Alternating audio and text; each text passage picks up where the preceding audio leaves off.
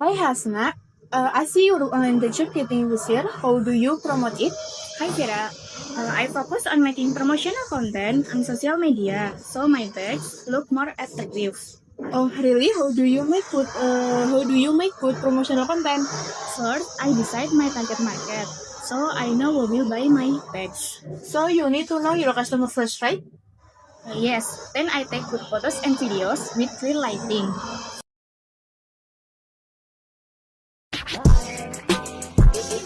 In New York, I barely rock. I did my shot, and I shoot that up.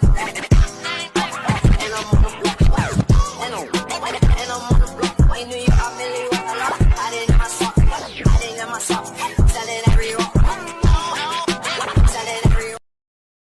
So appearance is important. Very important. People like to see nice visual on social media. Is there anything else? I also work bright, short, and interesting captions so people want to buy. Okay.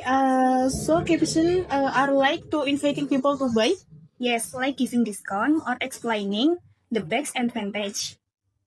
Oh, I see. When do you usually post? Usually in the afternoon or evening because many people use social media at the time. So the case are target market, good photos, interesting caption, and the right time.